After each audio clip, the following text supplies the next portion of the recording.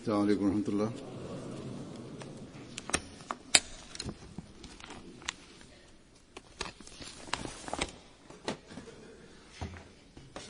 أشهد أن لا إله إلا الله وحده لا شريك له وأشهد أن محمدا عبده ورسوله أما بعد فأعوذ بالله من الشيطان الرجيم بسم الله الرحمن الرحيم الحمد لله رب العالمين الرحمن الرحيم مالك يوم الدين إياك نعبد وإياك نستعين اهدنا الصراط المستقيم صراط الذين أنعمت عليهم غير المغضوب عليهم ولا الضالين.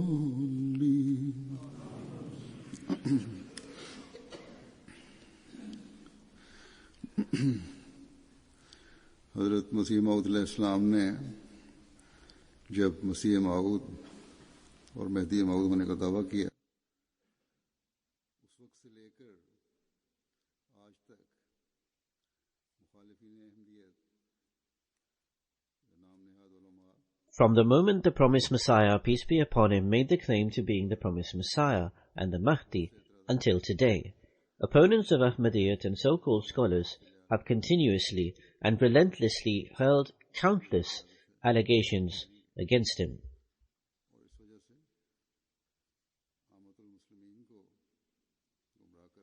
Nonetheless, this has always been their way, and they will continue acting in this manner. They attempt to constantly mislead and misguide the general populace of the Muslims, and they succeed in doing so. And the most serious charge they level to inflame and incite the sentiments of Muslims is that, God forbid, they, that is Ahmadis, consider the status of the promised Messiah, peace be upon him, to be greater than that of the Holy Prophet sallallahu alaihi wasallam. May the peace and blessings of Allah be upon him.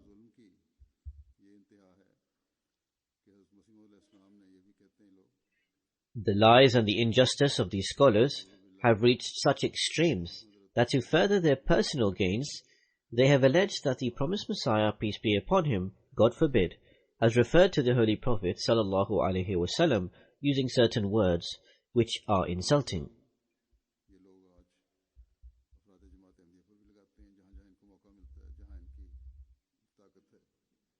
Today, they raise the exact same allegation against members of the Ahmadiyya Muslim community whenever they have the opportunity and the ability to do so, claiming that Ahmadis, God forbid, believe the promised Messiah, peace be upon him, to be greater than the Holy Prophet, may the peace and blessings of Allah be upon him.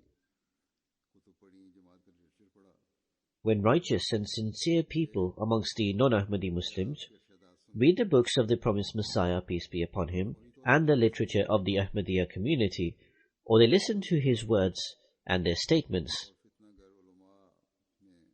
they immediately understand that these allegations are raised by so-called and corrupt scholars purely with the aim of creating disorder.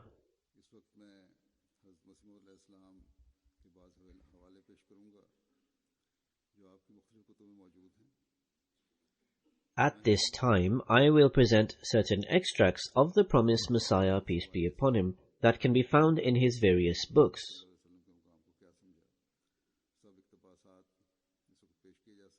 In this time, neither can all references be presented of the view of the promised Messiah, on whom be peace, on the status of the Holy Prophet sallallahu alaihi wasallam, and nor can extracts from every one of his books be cited in this regard. However, I will present extracts from the time the promised Messiah, peace be upon him, wrote Barahin-e-Ahmadiyyat until the last book which he wrote before he passed away.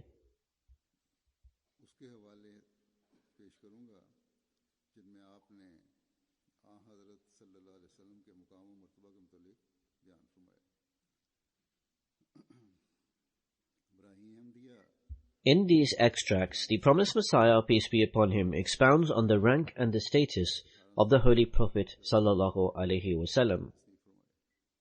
The 4 parts of Barahin-e-Ahmadiyyat were written from 1880 till 1884, and they are compiled in Ruhani Khazain, the collation of all the books of the promised Messiah, Volume 1.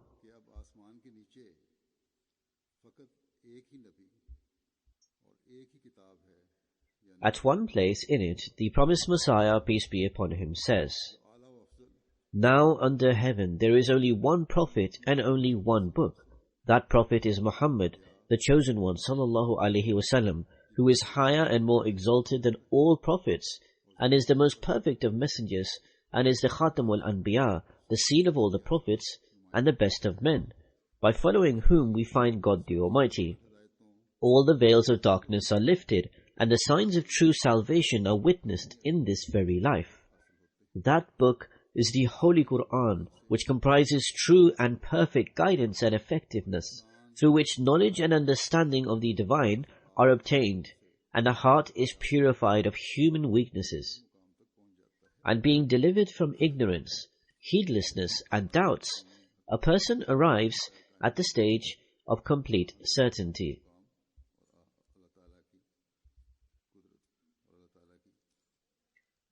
A person attains complete certainty and conviction of the status of the Holy Prophet sallallahu alaihi wasallam, of the might, power, and oneness of Allah the Almighty, and the greatness of the Holy Quran, which is the word of God revealed to the Holy Prophet, may the peace and blessings of Allah be upon him. Again, in the book Barahin-e-Ahmadiyyat, the promised Messiah, peace be upon him, says, "This humble one is also amongst the humblest of servants of this glorious Prophet, who is the chief of all the prophets." In his book published in 1886, Surma Chashme Arya, the promised Messiah, peace be upon him, writes about the status of the Holy Prophet sallallahu alaihi wasallam and says, "In short, divine revelation is a mirror in which the perfect attributes of God the Almighty are seen, according to the inner cleanliness of the Prophet who is the recipient of the revelation." Hazur says that, in other words, according to the rank of the Prophet and his inner state, God's attributes are correspondingly reflected in that Prophet.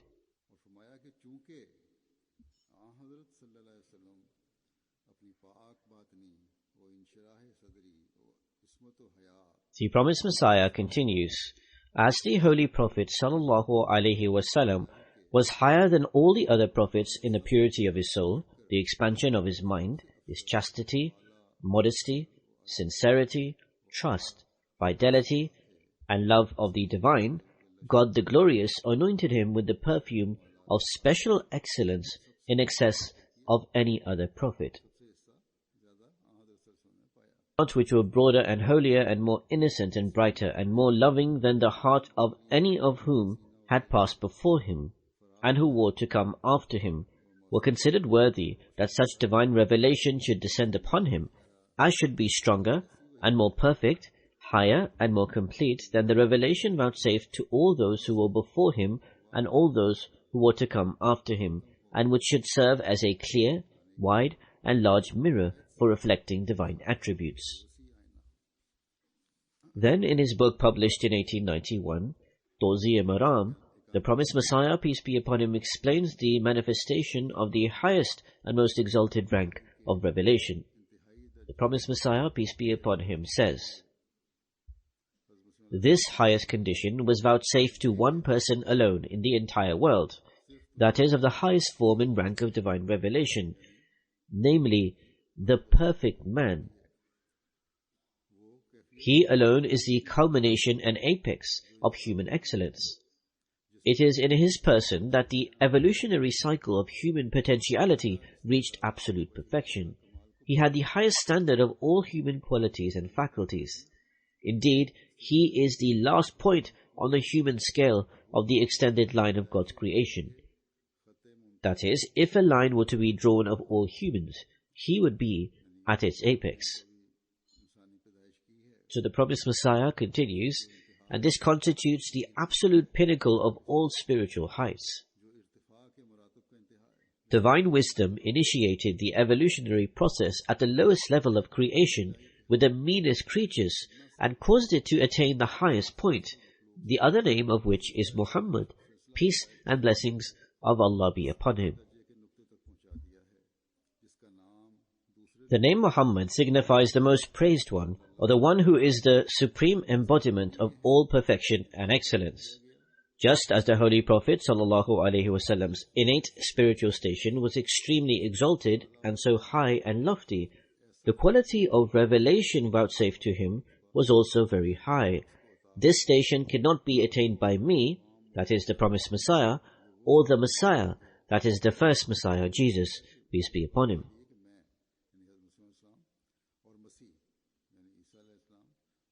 Then, writing about the rank of the Holy Prophet ﷺ in his publication from 1892-1893, Aina Kamalat-e-Islam, which is found in Rohani Khazain, Volume 5, the promised Messiah, peace be upon him, says in this extract, which is in Urdu and Arabic,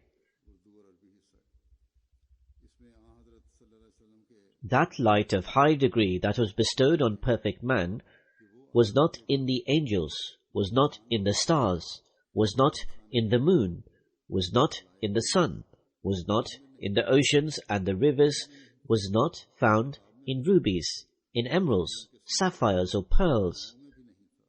In short, it was not in any earthly or heavenly object. It was only in perfect man, whose highest and loftiest and most perfect example was our Lord and Master, the chief of the prophets, the chief of all living ones, Muhammad, the chosen one, peace and blessings of Allah be upon him, sallallahu alaihi wasallam. That nur, that light was bestowed on this man, and according to their ranks, upon all those who bore the same color to some degree. And by amanat, trust, are meant all those powers and abilities bestowed upon the perfect man, wisdom, knowledge, his heart, life, faculties, fear, love, honor, and awe, and the sum total of the spiritual and physical blessings given to him, the Holy Prophet ﷺ, by God the Almighty.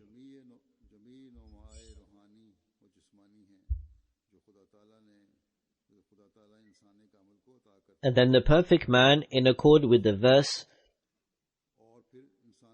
verily, Allah commands you to make over the trust to those entitled to them, returns this entire trust back to God the Almighty. In other words, the biggest trust is that given by Allah the Almighty, which we must fulfill to Him, the rights due to Allah the Almighty. And the one who returned to the greatest degree the rights due to Allah the Almighty was none other than the Holy Prophet sallallahu alaihi wasallam. May the peace and blessings of Allah be upon him.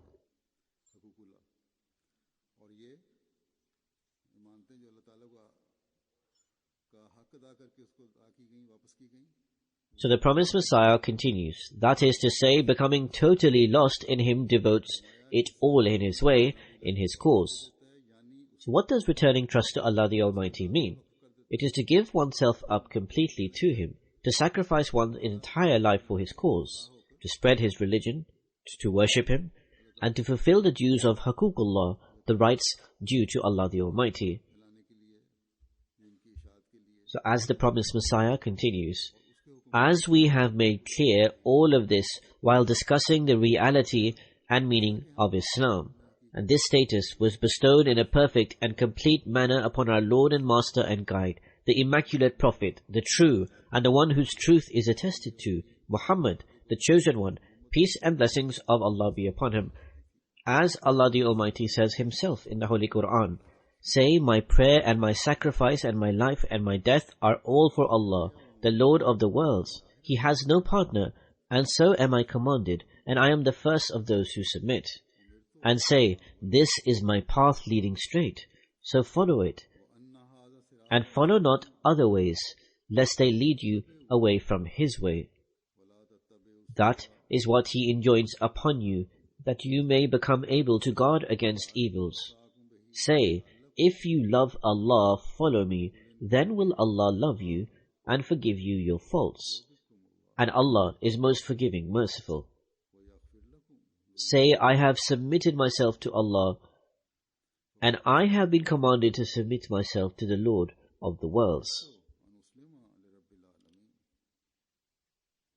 The Promised Messiah ﷺ, explaining these various verses that were recited from different chapters, the Promised Messiah did not give the full translation but gave some of the explanation, and he says, one should say that everything, my prayer, my worship, my efforts and struggles, my sacrifices and my life and death are purely for Allah the Almighty and are devoted in His way.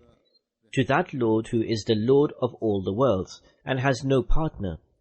And from the beginning of mankind until its end, no one else compares to the perfect man, who was the greatest devotee to God the Almighty and the first or the best of those who submit. In other words, the Holy Prophet sallallahu alaihi wasallam. In his publication Nur al-Haq, published in 1894 and found in Ruhani Khazain Volume 8, the Promised Messiah alayhi salatu wassalam, on whom be peace, says in this Arabic extract,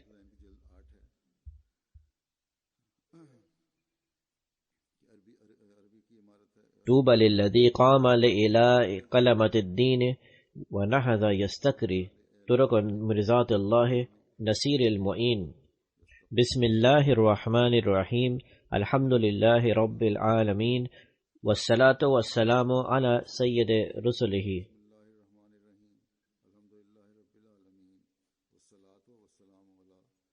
Blessed is he who stood up for the service of the faith and the religion. He arose looking for the ways of winning the pleasure of Allah the Almighty. In the name of Allah, the most gracious, the ever merciful. All praise belongs to Allah, Lord of all the worlds, and we invoke blessings and peace upon the chief of the prophets.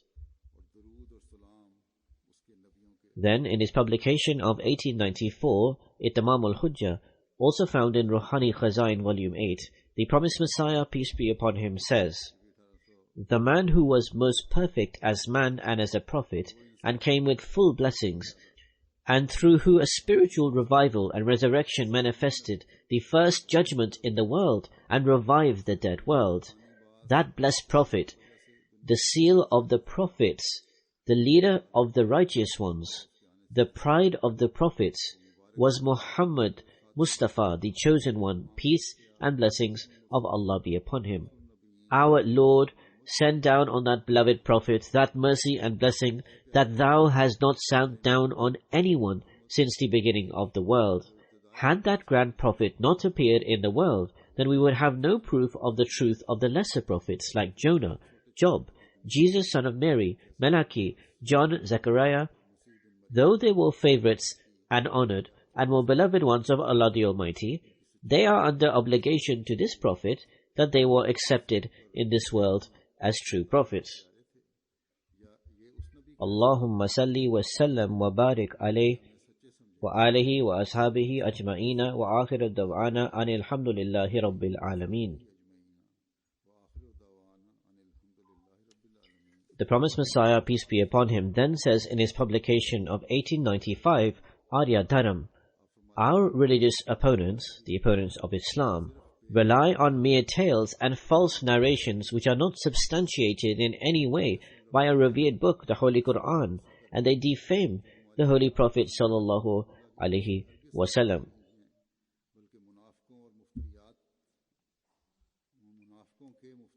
Our hearts are shattered when they make false allegations against our master and leader, the noble Prophet Muhammad sallallahu alaihi wasallam, and go as far as to hurl abuse at him based on pure fabrications. They try to accuse the Holy Prophet sallallahu alaihi wasallam of, God forbid, adultery and immorality. about whom our definitive research shows to be the most pure of all, the chief of the pious, who was born from a woman's womb, and whom we consider to be the seal of the prophets, and the perfect, and the seal of the prophets, of piety and of excellences.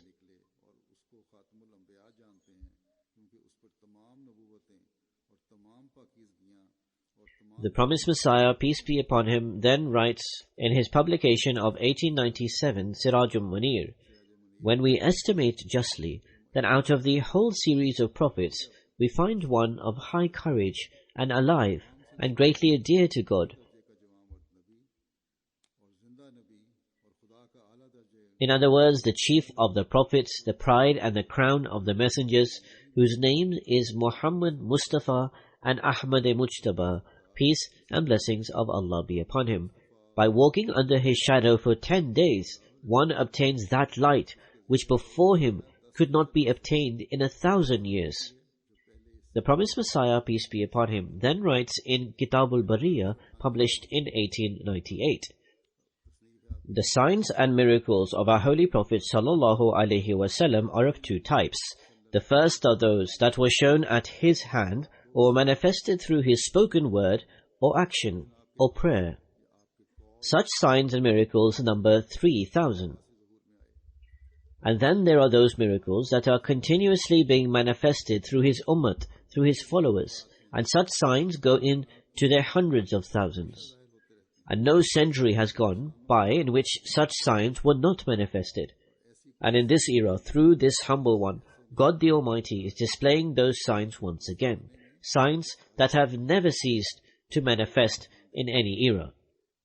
Through these signs we realize that the greatest and most beloved of the prophets is the Holy Prophet sallallahu alaihi wasallam, the chosen one, because the followers of the other prophets are now lost in darkness and have with them nothing other than mere stories and tales. But the followers of the Holy Prophet sallallahu alaihi wasallam continuously receive God Almighty's fresh signs. This is why amongst this ummah, the Muslims at large, many such saintly people are found who have such certainty and conviction in God as if they see Him, and other peoples and nations do not have such a degree of certainty about God the Almighty. Thus our soul bears testimony to the fact that the true and correct religion is Islam alone. We have seen nothing of Hazrat Jesus, peace be upon him. If the Holy Quran had not borne testimony to his truth, it would not have been possible for us to have accepted him as a true prophet of God, because when a religion remains left with nothing more than tales and stories, the truth of the founder of that religion cannot be established based on such fables and legends. The reason is that stories that are hundreds of years old often contain falsehood within them. Indeed, this is what is more than likely, since there is an abundance of falsehood in the world. So how can such tales be accepted as being true from one's heart? The miracles of our noble Prophet sallallahu alaihi wasallam are not mere stories. In fact, by obeying the Holy Prophet sallallahu alaihi wasallam, we experience those signs ourselves, and through the blessings of observation and experience, we arrive at the stage of haqqul yaqeen, complete certainty. How high is the status of that perfect and holy Prophet sallallahu alaihi wasallam, whose prophethood always furnishes fresh proof to the seekers. And by the blessings of witnessing continuous signs, we arrive at the stage where, as if we see God the Almighty with our very own eyes. Thus, true religion is that, and the true prophet is he, the fresh spring of whose truth should always be witnessed. To rely upon mere stories, which are subject to all kinds of exceptions, is not a wise person's approach. Hundreds of people have been deified in the world, and they are believed in on the basis of hundreds of old tales. But the truth is that the true performer of miracles is he, the river of whose miracles never dries up. That person is our leader and master, the Holy Prophet sallallahu alaihi wasallam. In every age, God the Almighty has raised someone to display the signs of that perfect and holy one. In this age, He has sent me with the title of Masih Ma'ud, the promised Messiah. Look how signs are being shown from heaven, and all sorts of extraordinary events are coming to pass. Every seeker after truth can come and stay with me and witness these signs, whether he is a Christian, a Jew, or an Arya. All these are the blessings of our Holy Prophet sallallahu alaihi wasallam.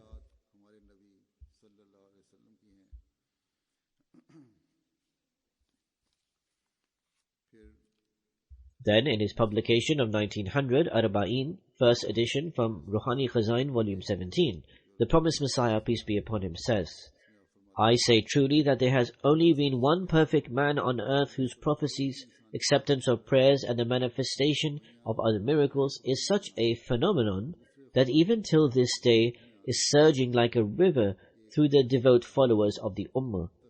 Apart from Islam, what other faith contains such quality and strength? And where are those people, and which country do they live in, who can challenge the blessings and signs of Islam? Then, in 1902, in his book Kishti-i-Nuh, Noah's Ark, the promised Messiah, peace be upon him, writes, There is no book on the face of the earth for mankind except for the Quran. All of mankind has no messenger and intercessor but Muhammad sallallahu alaihi wasallam, the chosen one. Thus endeavor to cultivate true love for this Prophet of dignity and majesty, and do not give any sort of preference to anyone else over him, so that in heaven you may be counted as those who have attained salvation. Remember, salvation is not something that will be manifested after death. On the contrary, true salvation exhibits its light in this very world. Who is the one who attains salvation? It is such a person who believes that God is true, and that Muhammad sallallahu alaihi wasallam is the intercessor between God and all his creatures, and that there is no messenger equal to him in rank under heaven, nor is there any book equal in status to the Holy Quran. God did not desire that anyone should remain alive eternally, but this chosen prophet lives forever.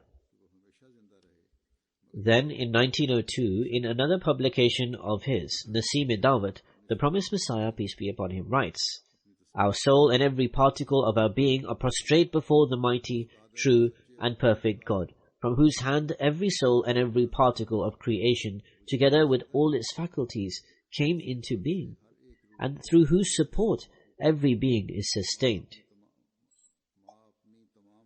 Nothing is outside his knowledge, outside his control, or outside his creation. We call thousands of blessings and peace and mercy on the Holy Prophet Muhammad, the chosen one, sallallahu alaihi wasallam, through whom we have found the living God, who gives us proof of his existence through his word.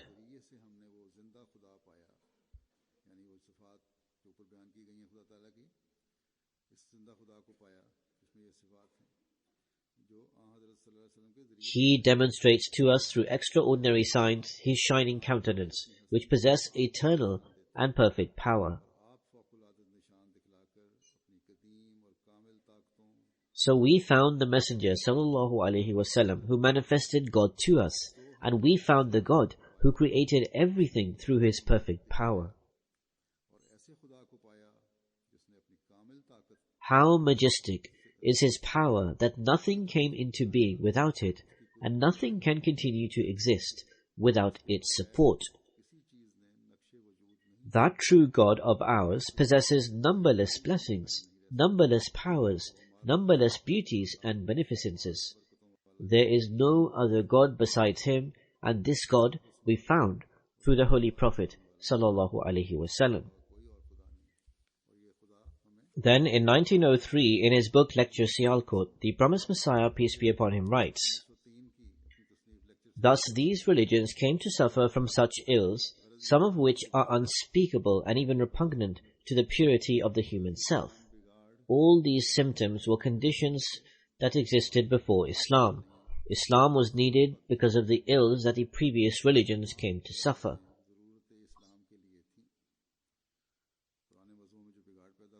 A reasonable person would admit that sometime before the advent of Islam, all faiths had become corrupted and had lost spirituality. Thus, our Holy Prophet sallallahu alaihi wasallam was the greatest reformer who brought the lost truth back into the world.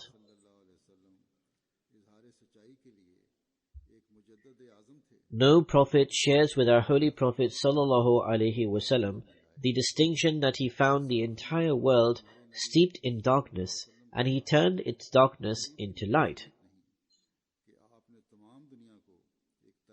Nor did he die until the entire people among whom he appeared had shed the garb of shirk, associating partners with God, and put on the gown of Tawheed, the unity of Allah. Not only that, but they attained the highest levels of faith. They displayed such unprecedented sincerity, faithfulness and certainty as was not to be found anywhere in the world. No prophet of God ever achieved such a kind and degree of success, except the Holy Prophet sallallahu alaihi wasallam. The prime argument in favor of the Holy Prophet sallallahu alaihi wasallam's prophethood is that he graced the world with his presence at a time when it was steeped in darkness and was in dire need of a great reformer. And he did not die before hundreds of thousands of people had abandoned shirk and idol worship.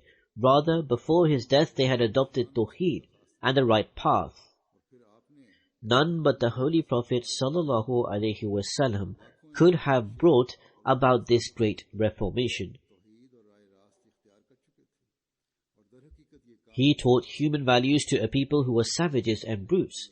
The people had become like animals. He transformed brutes into men, men into civilized men, and civilized men into godly men.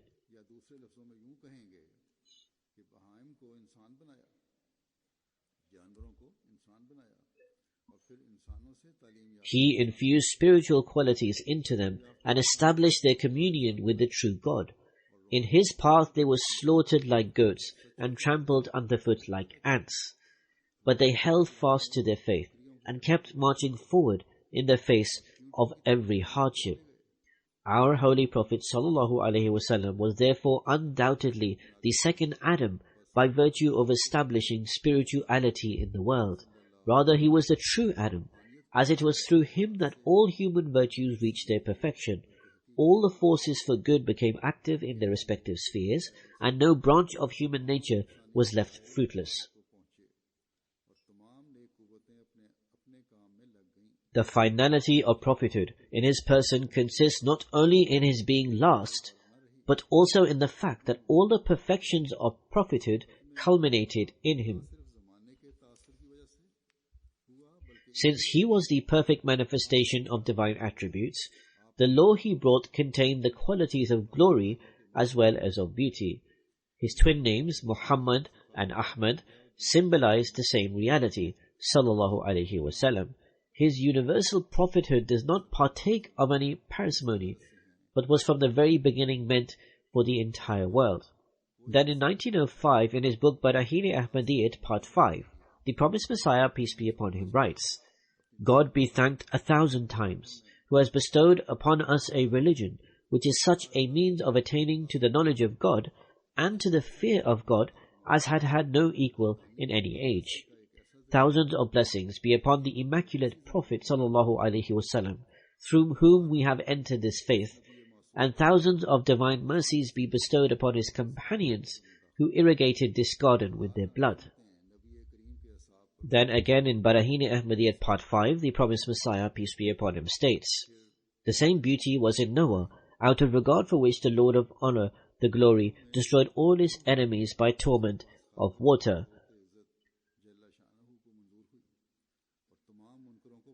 Hazrat Noah's people were destroyed by God Almighty because he was a prophet.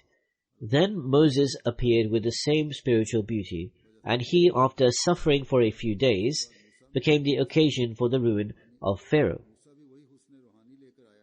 Then last of all, the chief of the prophets and the best of mankind, our Lord and Master Muhammad the Mustafa, the chosen one, sallallahu alaihi wasallam, appeared with a grand spiritual beauty, in praise of which it is enough to cite the verse of the Holy Quran.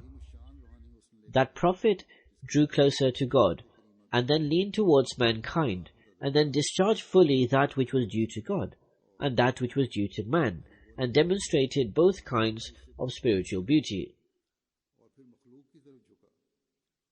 And he became like a common cord between two bows. In other words, he became like the cord in the middle of two bows. However, the ill-natured and those who are blind did not see this beauty. Regarding the Holy Prophet ﷺ, he states that the ill-natured and the blind did not see him. As God the Almighty states, "And thou seest them looking towards thee, but they see not." Ultimately, all those who are blind will be punished.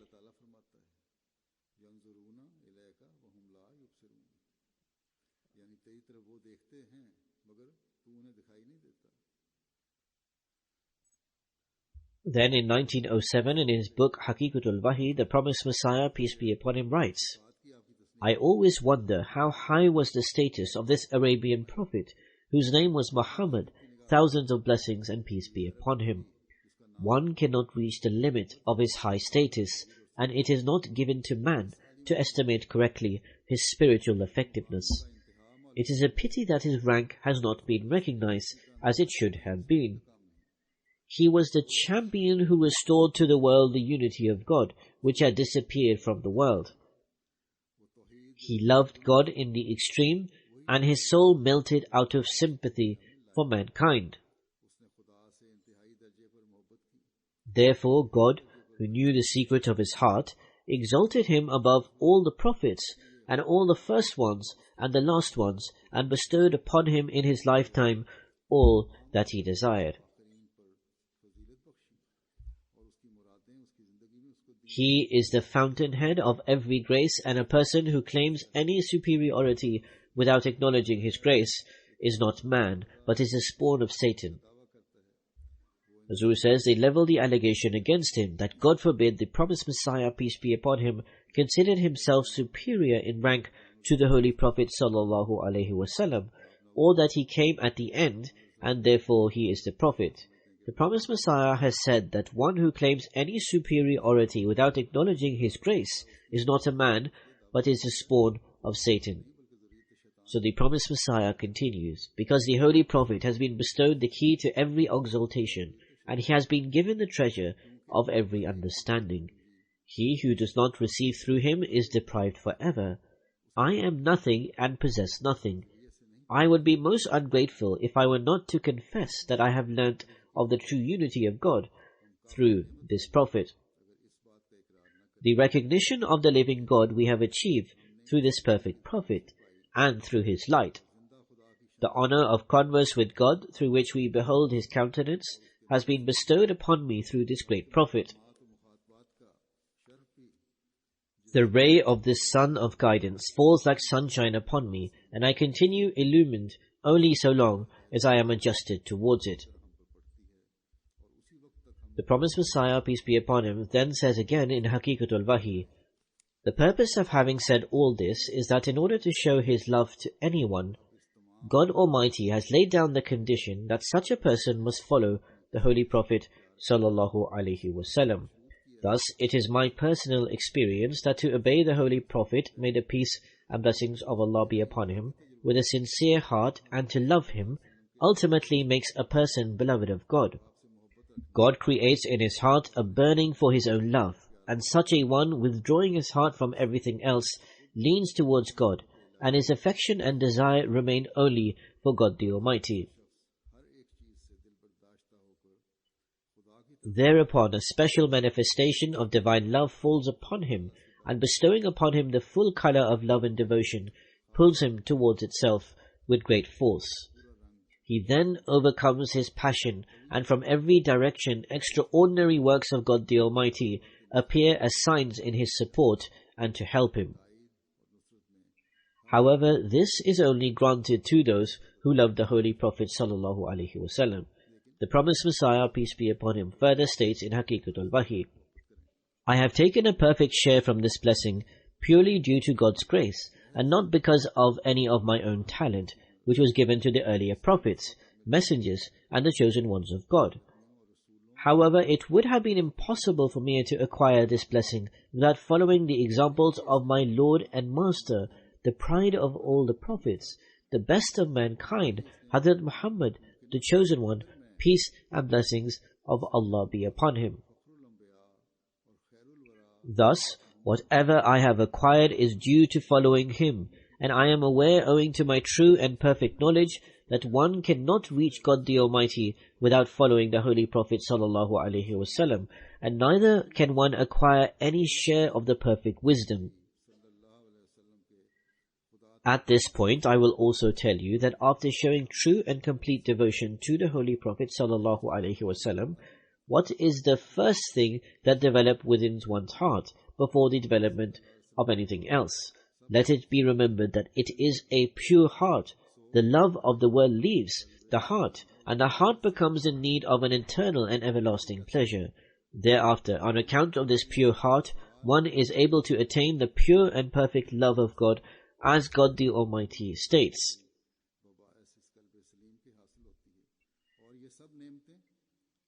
that say, if you love Allah, follow me, then will Allah love you and forgive you your sins.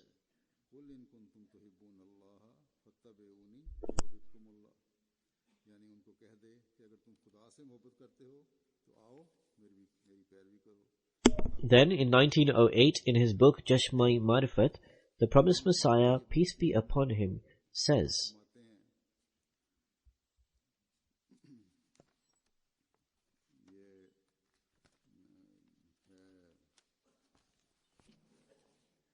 there have been millions of pure-natured people in the world, and there will be more in the future, but we have found the best of all of them and the highest man of God, whose name is Muhammad, peace and blessings of Allah be upon him. Allah and His angels send blessings on the Prophet. O ye who believe, you also should invoke blessings on him and salute him with the salutations of peace.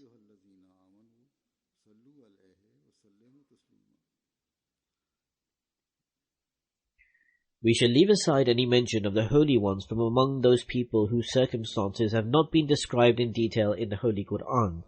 We shall express our view only with regard to the prophets mentioned in the Quran, like Moses, David, Jesus, and other prophets, peace be upon them. We affirm it on oath, calling God to witness, that if the Holy Prophet, peace and blessings of Allah be upon him, had not come into the world, and the Holy Quran had not been revealed, and we had not seen with our own eyes the blessings that we have witnessed, the truth of all the past prophets would have remained doubtful in our eyes. For no reality can be gathered from mere stories. It is quite possible that they may not be true, and it is also possible that the miracles that are attributed to these prophets might be exaggerations, for no sign of them is visible today. We cannot even ascertain for certain from the books revealed in the past that God truly exists, or that He speaks to man. But through the advent of the Holy Prophet ﷺ, all these stories became real. We now realize, not merely as a statement, but as a matter of experience, what converse with the divine means, and how God's signs are manifested, and how prayers are answered. All this we have discovered by following the Holy Prophet ﷺ, and what other people relate as stories, we have witnessed it all. We have attached ourselves to a prophet who manifests God to us. A poet has put it beautifully, Muhammad of Arabia, king of both the worlds, whose threshold is safeguarded by the Holy Spirit. I cannot call him God, but I do say, to recognize him is to recognize God. How shall we express our gratitude to God, who bestowed upon us the good fortune to follow the Prophet, who is a sun for the souls of the righteous, as there is a sun for the bodies? He appeared in a time of darkness and illumined the world with his light. He was neither tired nor fatigued till he purified all parts of Arabia from associating partners with God. He is the proof of his own truth, for his light is present in every age, and true obedience to him purifies a person as the clear and transparent water of a river cleanses dirty linen. Who has come to us with a sincere heart, and has not witnessed that light? And who has knocked honestly on that door, for whom it has not been opened? But the pity is that most people prefer the lower life, and do not desire that higher light should enter them.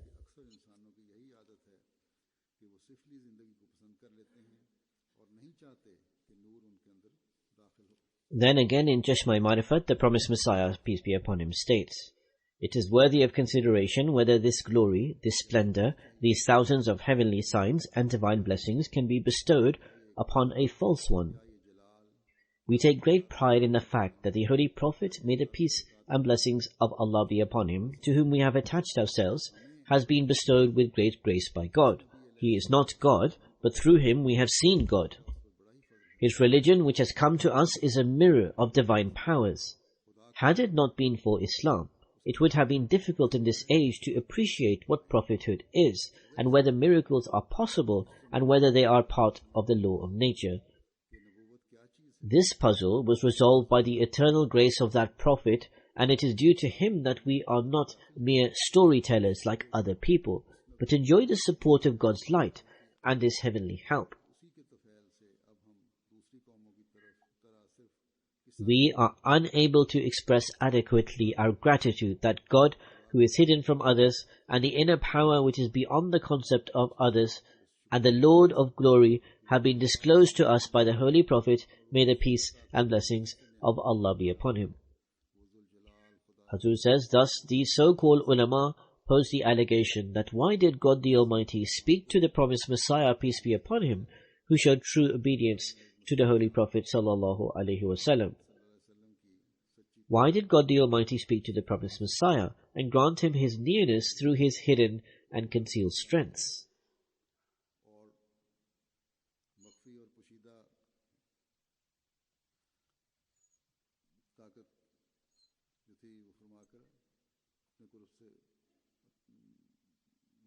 However, it is not the promised Messiah, peace be upon him, or the members of the Ahmadiyya Jamaat that come or fall under this allegation. Rather, it is the so-called ulama, the Muslim scholars, that the grace of the Holy Prophet sallallahu alaihi wasallam no longer continues on, God forbid, and that God the Almighty's strengths and attributes have been limited.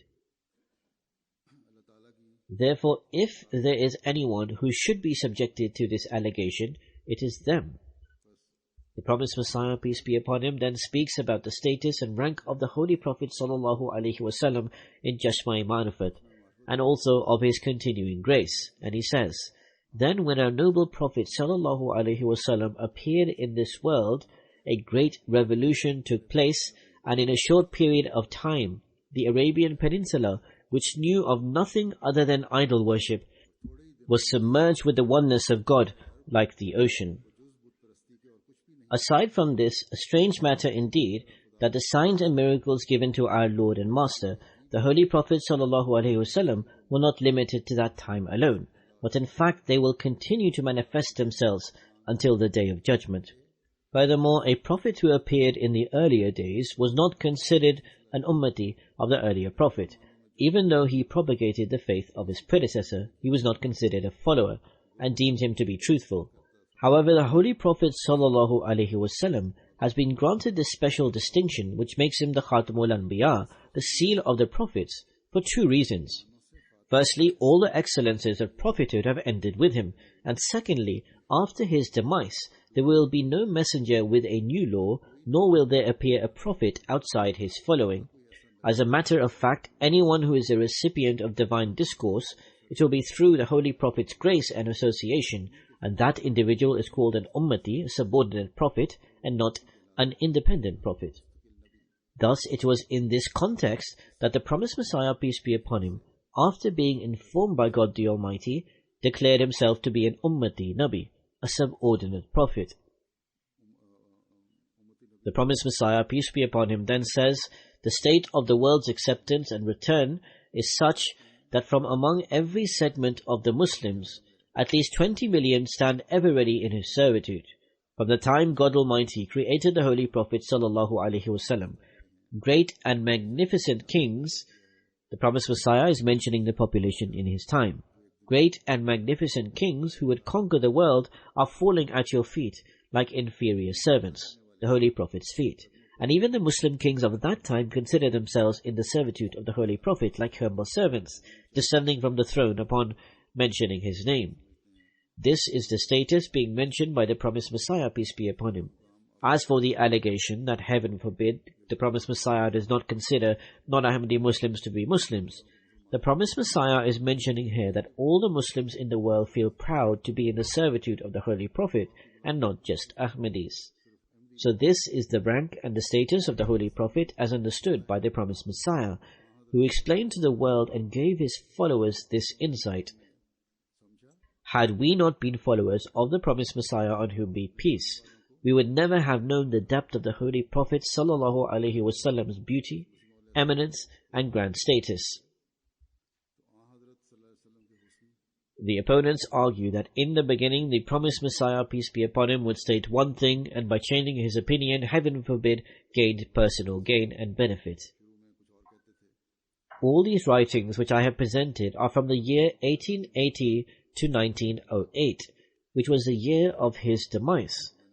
In not a single place will you find any incongruity that is not verified by another writing. At every stage, the status and rank of the Holy Prophet sallallahu alaihi wasallam has been expressed greater than the former. If the promised Messiah, peace be upon him, has declared himself at any place to be a prophet, then it is only in subordination to the Holy Prophet sallallahu alaihi wasallam. May God the Almighty protect the Muslim Ummah, the Muslim community at large, from the clutches of those who seek personal gain, and may they become followers of the ardent devotee of the Holy Prophet sallallahu alaihi wasallam. This is the only method and the only way the honor of the Muslim Ummah can be reinstated once again. May God the Almighty enable us to read and understand the books and directives of the promised Messiah, peace be upon him, and may God enable us to truly reach him and give us the opportunity to recognize him through the Holy Prophet sallallahu alaihi wasallam.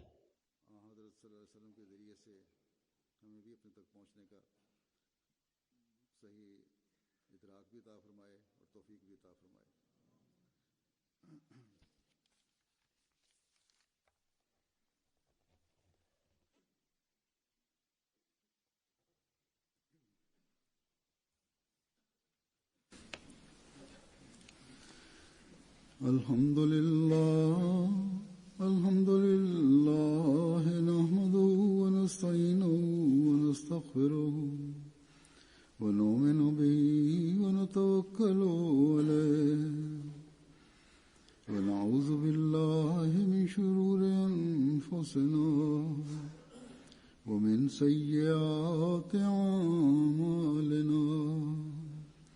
من يهده الله فلا مضل له ومن يضلل فلا هادي له ونشهد أن لا إله إلا الله ونشهد أن محمدا عبده ورسوله عباد الله رحمكم الله إن الله يأمر بالعدل والإحسان وإيتاء ذي القربى وينهى عن الفحشاء والمنكر والبغي يعظكم لعلكم تذكرون اذكروا الله يذكركم وادعوه يستجب لكم ولذكر الله أكبر.